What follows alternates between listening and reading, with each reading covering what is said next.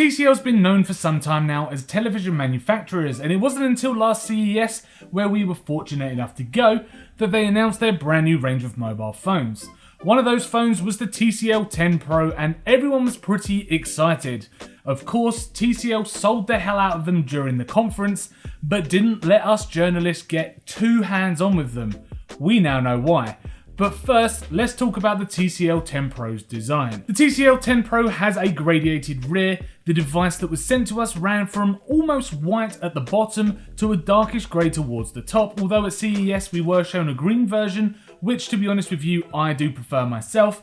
But that's not really for me to say. Personal preference and all that. The phone's rear is covered in glass and has an aluminium frame, which although looks very sleek and stylish, it's very slippery in the hand to hold, but that is pretty much expected from modern handsets now. One thing that is strange about the design is the fact that they've written a CE logo as well as the company name and address of what I'm assuming is an office or factory in China. It looks completely gross and ruins the aesthetic of the actual rear of the device. My eyes were drawn to it as soon as I flipped the phone over, which is just bad. There are also 4 cameras on the back as well, which are bordered with a glossy stripe that spans the width of the handset. They're flush to the body, which is a very nice feature, although each lens is smaller than similar multi-lens handsets like the iPhone 11 Pro Max or Samsung S20. One thing this phone is missing though is a little nub, like we saw on something like the Oppo Reno handsets, to keep the rear of the phone slightly raised from a surface to save the lens covers from getting scratched if you put them down on a table. There's also 2 flashes either side of the lens too, which aids in flash photography to get a more even lighting across the frame. Down the right hand side you can find your unlock button as well as your volume rocker. The lock button is in reach if you're using the phone with one hand, but the volume rocker is a bit of a stretch and will probably require a second hand to stabilize the phone. On the left you can find a dedicated Google Assistant button, which when pressed or held opens up the assistant ready for you to speak to it. It's a nice feature which means you don't have to yell at my phone before it comes to life, and double tapping on the lock button from anywhere will fire up the camera. Unfortunately, you cannot map the Google Assistant button to anything else. You can disable it altogether so you don't nudge it accidentally every time you pick up your phone, which happened to me a lot, but you cannot map it to another feature. On the bottom is a dual SIM tray, which also doubles up as a micro SD slot, which is compatible with up to 128GB SD cards if you're not using both micro SIM slots for SIM cards. The phone also uses a USB Type-C port, which is also compatible of fast charging 50% in roughly 35 minutes. On top you can also find a headphone jack, which is a very strange place to put it, but definitely welcome. Audio is delivered from the bottom speaker, which sounds alright, but it's nothing special. And it just reminds me of mobile phone sound, which is never that great anyway. The handset is on the larger side of the scale due to the real estate of the screen. It sports a 6.47-inch Full HD AMOLED display with a resolution of 1080 by 2340 with a pixel density of 398. This gives the phone an aspect ratio of around 19.5 by 9, and it's a decent size, especially if you're someone who likes to consume media. Most of the time traditional media will be shown at 16 by 9, but the phone allows you to stretch it across the screen for a full edge-to-edge video. It has a teardrop area where the selfie camera is, so there is that, but it doesn't ever hinder the viewing experience of your device. Now the notch can be turned on and off in the display settings menu if notifications really do bother you when watching media, but it's not the teardrop camera anyway, and there's no getting rid of that either. It's there for life. Diving into the image settings, you can find all the usual stuff like turning on eye care mode or setting the adaptive brightness level, but TCL have included what's called an NXT Vision or Next Vision, where you can set a visual enhancement which adjusts image settings like contrast, sharpness and saturation in real time, or turn SDR content into HDR, as this screen is rated HDR10. There's also an adaptive tone setting, so the phone decides whether to change it to warm or cool color tones, and you can also choose the color gamut from vivid to gentle, as they're calling it. Now I left the visual enhancement setting switched on during my testing and definitely found it to be pretty decent. One thing I do like about the phone though is how much real estate the screen takes up and how skinny the bezels actually are. It has a curve surrounding the actual glass itself, and it makes it look as if the screen is disappearing into the back of the handset. It's nice and bright, making even small text readable on websites. Colours do look pretty decent too when watching content on YouTube. Now, one thing that really did stick out to me is when I stuck a 4K nature video on YouTube, it recognised it as a HDR signal and showed me HDR options in the menu when I went to go and select a resolution. I've never seen that before in my life on a phone, but it was definitely welcome just to bring out the rich colours of this phone. Unfortunately though, the TCL 10 Pro is far from a flagship handset, as it's only sporting a Qualcomm Snapdragon 675 inside, which is a far cry from the current market-leading Snapdragon 855 you can find in current flagship handsets. There's also 6GB of RAM on board as well, so there is that. The TCL 10 Pro is one of the company's first mobile phones under its own brand, so using a lesser chip will definitely keep the price down for consumers looking for a new handset, and it's a decent way to try and break the mid-range market. Now, Geekbench 5 gave me a score of 501 on a single core and a dire 953 on a multi-core score.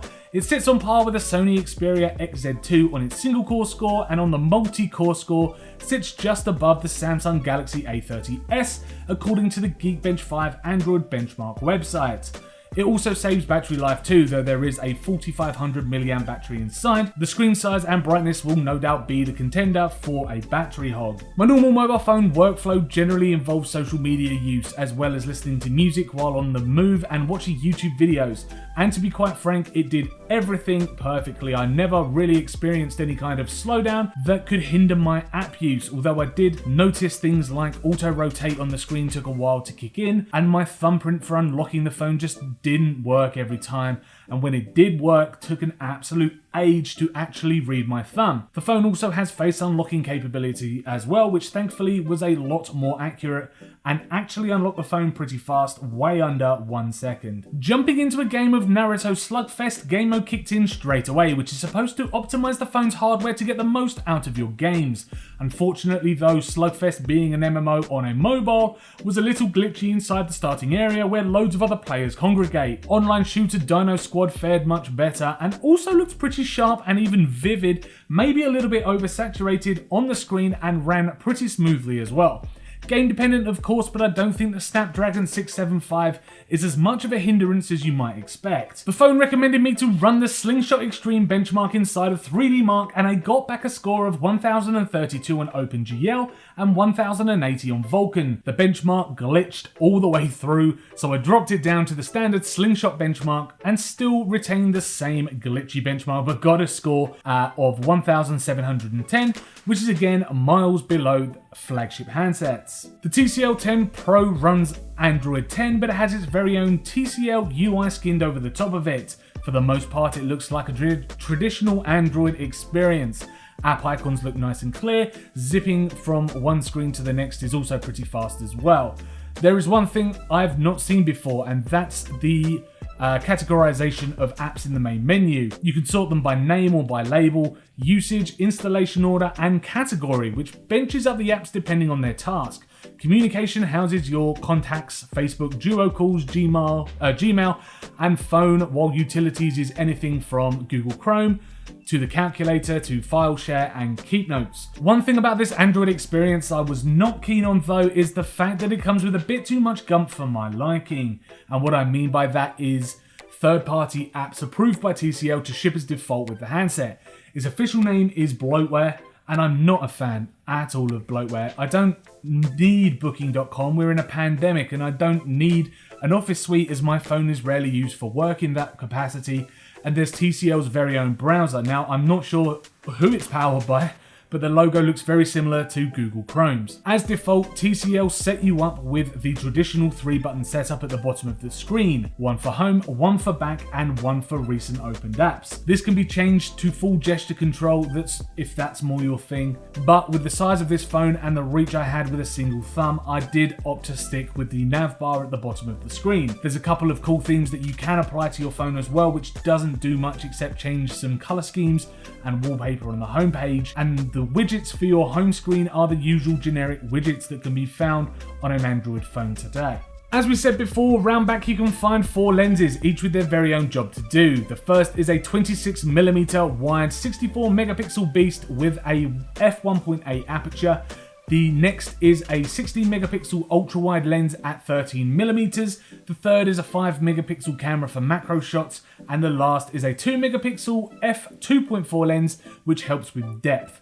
And for the most part, photos turned out surprisingly well. Now I know I can't really test this camera fully as I'm pretty much isolated to my house and garden. So I thought I'd come out to the garden just because we're in isolation now and I have no way of reviewing this phone in anywhere interesting. So you've got a bit of footage from the garden from this camera.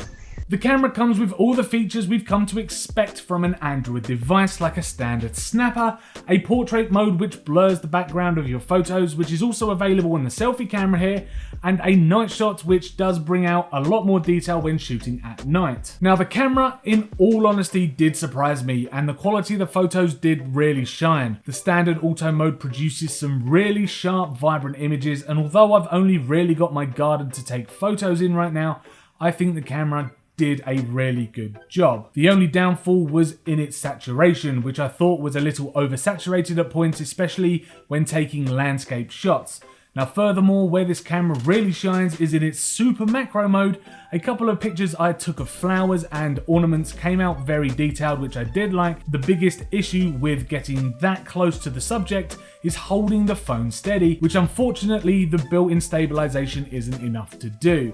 The best bet is to use a small tripod with a mobile adapter. Portraits are also nice, but they do lack the hard edges that we've come to expect from flagship handset cameras, and your subjects can turn out looking a little soft. One thing I did notice, which I really hated, why they did this I don't know, but TCL by default watermarks the photos you take. You can turn this off, but you have to go menu diving to find it. Come on TCL.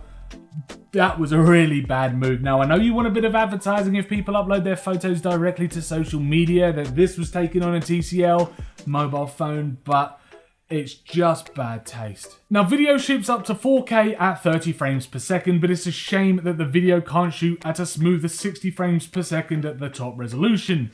Now, at even lesser resolutions, you're still locked at 30 frames, but the quality I got from shooting video was nice, but again a little oversaturated and a bit fake looking. It's also got some very decent image stabilization built in too, which helps when hand holding your phone trying to capture action shots, though you can't really get many action shots in a garden anyway. What can you do? Backflip?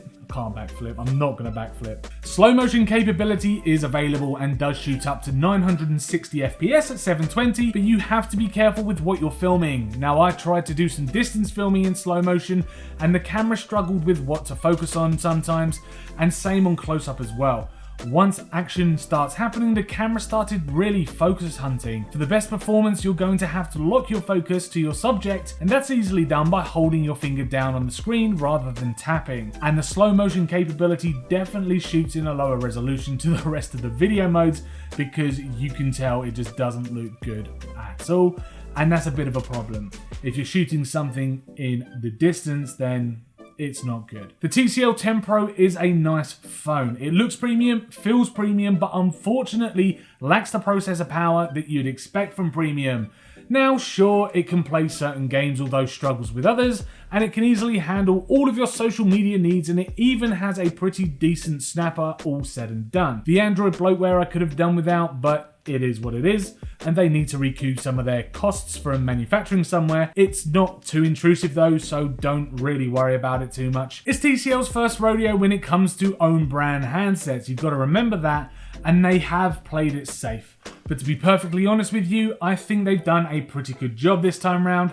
But next time, aim for the stars and stick a top processor in there. Now, the TCL 10 Pro will be hitting the UK on June the 1st, 2019, and it should be found priced around $399, that's pounds, in the UK. So thank you very much for checking out our video review of the TCL 10 Pro. If you enjoyed this video, then do hit that like button.